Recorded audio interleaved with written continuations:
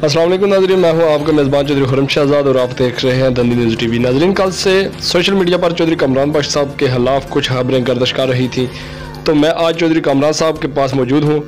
आज हम इनसे मौक़िफ़ लेंगे ज़मीन के हवाले से, जिस ज़मीन का इनका और गाँव हज़ारा के शख्स के साथ तनाज़ा बना हुआ है और असलम साहब का कहना है कि ज़मीन का फ़ैसला भी अदालत में हो चुका है और अब ज़बरदस्ती कामरान बख्श साहब कब्ज़ा कर रहे हैं।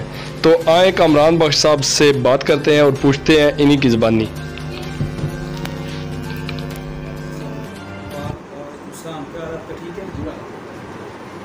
आपका बहुत शुक्रिया, आपने ये मौका दिया। ये जो इशू बना हुआ है अगले दिन जो न्याज़ी साहब ने आके इधर रिपोर्टिंग की है, उस बारे में पहली बात तो ये है कि वो रिपोर्टिंग गैर मुनासिब थी। उनको मेरा मौक़िफ़ लेना चाहिए था, तो मेरा मौक़िफ़ किया, उसके बाद उनको वो ऑनलाइन करना चाहिए था। तो बात ऐसे है कि पहले अपना जो सहाफ़ी बरादरान हैं फ़राज़ के जेलम सफारियों के, मैं उनका शुक्रिया अदा करना चाहता हूँ कि उनको भी अप्रोच की गई थी इस मसले के बारे में, मगर उन्होंने जब उनसे डॉक्यूमेंट्री प्रूफ मांगा और सबूत मांगा तो वो ना दे सके, तो उन्होंने उनसे माजरत कर। ये साहब गुजरात उठ के आ गए हैं, इनको पता है नहीं था, पहले भी 1-2 दफ़ा ऐसे कर चुके हैं, मतलब ब्लैक मेलिंग जो भी अब कहें। तो अब मसला ये है कि जो जगह है 28 कनाल 10 मरले जिसका उन्होंने इशू बनाया है, ये जगह हमने आज से तकरीबन 6 साल पहले ख़रीदी थी और उसके बाद इधर पर काबज़ थे हज़ारे के लोग। तो उनसे मेरे वालिद साहब ने निगोशिएट या बातचीत करना शुरू की थी कि ये जगह हमने खरीद लिया, तो बराए मेहरबानी आप इसको खाली कर दें, हम आके मौके पर लड़ाई झगड़ा नहीं चाहते। तो उसमें 2-3-4 साल लग गए, उनसे हम बातचीत करते रहे, मिन्नत अल्लाह की। जब वो माने तो उसमें मेरे वालिद साहब अल्लाह को प्यारे हो चुके थे, तो मैंने फिर वहाँ पे हाल चलाई, अपना कब्ज़ा कायम किया। उस दौरान इस बंदे ने मुझे फ़ोन किया, असलम है जो, ये जगह मैं ख़रीदना चाहता हूँ, तो बराए मेहरबानी आप यहाँ पे कब्ज़ा ना करें, या अपना मतलब हाल ना चलाएँ, आप जगह अपनी छोड़ दें। मैंने उनसे पहले जिस वक्त उसने मुझे फ़ोन किया, उस वक्त भी वो बंदा उस खेवट में मालिक नहीं था। तो जो खेवट है उसमें हम तकरीबन 600 कनाल के मालिक हैं, कब्ज़ा हमारे पास 30 कनाल का भी नहीं था। तो मैंने उसको क्लियरली कहा कि असलम साहब आप इस जगह को मत खरीदिएगा, इसके पीछे भी रकबा पड़ा हुआ है, 2200 कनाल पीछे पड़ा हुआ है किसी खेवट का, अगर आपने लेनी है तो वो वहाँ से ले लें। मतलब अब जो निज़ाम है, खेवट के बयान होते हैं, हसरे का बयान नहीं है कि उसने भी 103 हसरों में से बयान नहीं है, तो उसने एक हसरे का बयान नहीं। तो जब 103 हसरों में बयान है, कानूनी तौर पर उसको तकसीम करानी पड़ेगी, हर हसरे में उसको जो हिस्सा बनेगा उसको उतना ही लेना है। मगर यहाँ पे तरीकाकार बना हुआ है, खेवट में से बयान लेके किसी हसरे पे जाके आप बैठ सकते हैं। अभी उनका कहना है कि अदालत में केस लगा और अदालत में हम केस जीते हैं, इसके बारे में आप कहते हैं? मैं कहता हूँ कि पहली बात ये, मैं दावे से बात कर रहा हूँ, 100% बात कर रहा हूँ मैं।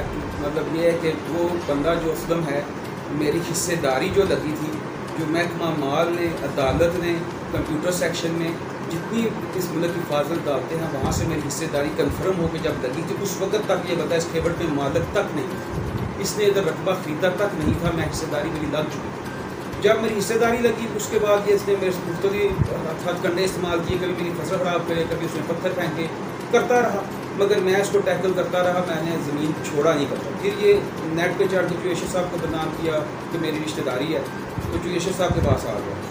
वहाँ पे आके जब बातचीत होती तो एमपी साहब ने इसको कहा कि यार तुम मुझे क्यों घसीटते हो, मेरा तल्लक नहीं है जगह में, जगह उसकी है, तुम मुझे बदनाम करते हो।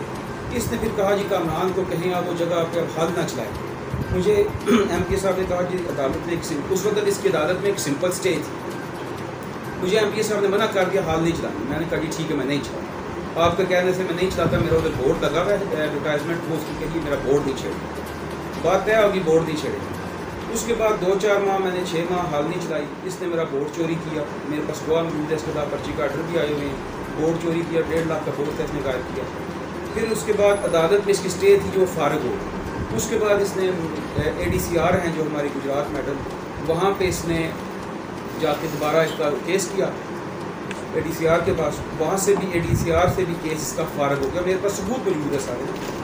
ADCR की अदालत में से केस फारग हुआ, सिविल अदालत में से फारग हुआ, फिर इसने दोबारा एक सिंपल स्टे सिविल अदालत में ले ली, एक फिर कमिश्नर के पास चला गया। अब मसला ये फ़ोन है कि सिविल अदालतें सारी बंद है, केस नहीं चल रही, मगर वहाँ पे हमारी बहस हो चुकी है, वो अब फैसला आना वो भी इसी के खिलाफ आने, क्योंकि नेचुरली तौर पे जब मेरा कब्ज़ा लगा, ये मालिक नहीं है, इसको अदालत कैसे उधर राइट दे सकती है। कमिश्नर की अदालत में ये अब अपने इनकी टर्म में बहस करने की वहाँ ये पेश ही नहीं करती होता सिरे से। ज़मीन टोटल कितनी है, कितना रकबा है? ये रकबा जिसकी इशू बना हुआ ये 28 कनाल 10 मरले का एक खसरा है। अगर ये तकसीम भी कराता है कानूनी तौर पर तकसीम, मैंने इसको कहा आप तकसीम करा लो, जो आपकी बनेगी आप ले लो, जो मेरी बनेगी मेरी ले लो। मेरी मलकियत के हिसाब से मुझे 4 से 5 से 6 कनाल वहाँ मुझे मेरा रकबा बन जाएगा, इसका बनेगा 2 मरले। अगर मेरा 5-6 कनाल बनता भी है, बाकी जो मालकान है इस खेपड़ में बड़े उनकी म्यूचुअल अंडरस्टैंडिंग से मुझे वो सारा खसरा मुझे ही मिलता है। क्योंकि अगर मुझे 5-6 कनाल मिलेगा तो बाकी जगह भी तो मेरा जाएगा, क्योंकि 600 कनाल का इस खेपड़ में सबसे बड़ा मालिक है। तो उन्होंने मुझे म्यूचुअल अंडरस्टैंडिंग के तहत कहना है कि आप ये सारा इसको 2 मरले वहाँ से मिल रही है जो उसका कानूनी हक है, वो मुझसे लेना तो आप आज ले लो। मैंने उसको मना किया। और इस बंदे का हाल ये है कि जहाँ इसने रकबे खरीदे हैं वो सारी मेरी मलकियत है, मैंने उसको उधर छेड़ा तक नहीं। और ये बार बार झूठ बोलते हैं हमने इनको ये किया है वो किया है, बदमाशी इन्होंने की है। मेरा बोर्ड इन्होंने चोरी किया, बोर्ड इन्होंने मेरा बेचा, फिर कमरा मेरा बनाया इन्होंने गिराया, फिर वहाँ मैं ज़मीन में अगर हल चलाता हूँ तो रात को आके हल चला देते। बदमाश तो इतने के दिन में खड़े होकर मेरे सामने हल नहीं चला सकते।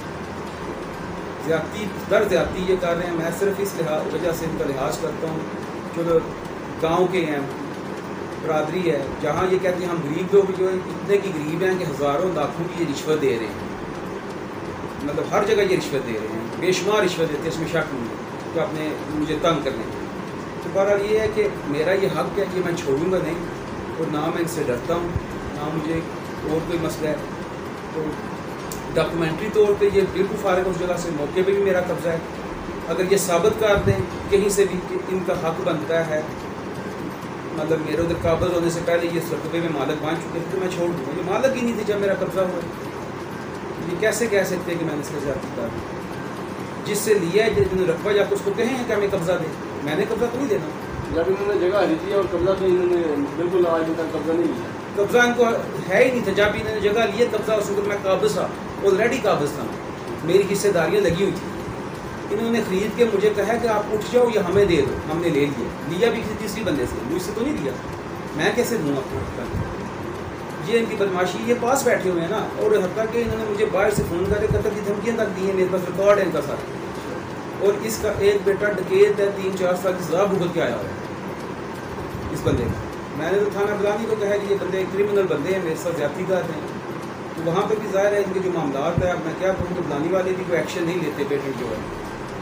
तो ये ज़ाहिर है ये अगर कोई बुलानी वाले एक्शन नहीं लेंगे पुलिस वाले तो मामला बढ़ेगा। अभी ये जो मेरे पास रिपोर्ट पड़ी हुई है ये थाना बुलानी ने महकमा माल को लिखी है, ये जगह किसकी है। महकमा माल ने बाकायदा लिख के भेजा है उसको कि ये कामरान बख्श इनसे पहले का मालिक है, कामरान बख्श की हिस्सेदारियाँ पहले लगी हुई हैं, कंप्यूटर में भी अदालतों में भी उसका पहले कब्जा साबित हुआ, ये बाद में मालिक बने हैं, इनका लेन देन नहीं है इस जगह के साथ। उसने ये भी मेंशन किया कि कमरा भी बना हुआ था इनका, उनकी फसल भी थी। तो उसके बावजूद अगर कोई एक्शन ना हो फिर आगे लड़ाई बननी। अभी कमरा बना हुआ है, इन्होंने कमरा गिरा दिया, वहाँ उसका मलबा पड़ा हुआ है। बनाया आपने था? बनाया हमने तो उसकी तस्वीरें हम कायदा हमारे पास। उससे कोई FIR वगैरह हुई है? FIR तो हो ही नहीं सकती, जब जगह मेरी है मेरे पे FIR नहीं करवा सकती। कमरा गिराने की FIR आपने नहीं करवाई? मैंने एप्लीकेशन दी थी बुलानी में, मेरे को दाखिल दफ्तर कर देते हैं, वो भी बस एक बहाना ही होता है काम ना करने का। ऐसे बस यही मसला चल रहा है। अब ये सब झूठ का बंदा है, इनका और कुछ भी नहीं है। किसी बदनाम करते हैं, बस ये कर रहे हैं। और रिपोर्टर साहब आए हैं, उनके खिलाफ भी कानूनी कार्रवाई करने का मैं हक रखता हूँ, और मैं उसको देख रहा हूँ उसके बारे में, क्योंकि उसने मेरा मौक़िफ़ नहीं लिया। मेरा मौक़िफ़ लेना उसका हक बनता था। जब एक जगह बंदे को बदनाम करते हैं तो उससे पूछना तो चाहिए पहले भी, हाँ ये तुम्हारा इल्ज़ाम आया तो हम कहाँ तक सच्ची हो। जी बहुत शुक्रिया। जी नाज़रीन, आपने कल देखा है कि सोशल मीडिया पर भी चौधरी कामरान बख्श साहब और MPA साहब के ख़िलाफ़ कुछ खबरें गर्दिश कर रही थी, तो इसी हवाले से हमने चौधरी कामरान साहब से का मौक़िफ़ लिया। इनका कहना है कि जगह मेरी है और मैंने कि अपना काबज़ हूँ ज़मीन पे, और चौधरी अरशद साहब हैं जो MPA साहब, इनकी ना ज़मीन है ना इनका कोई मामला है, बस इसी तरह उनको अपना बदनाम कर रहे हैं। जी।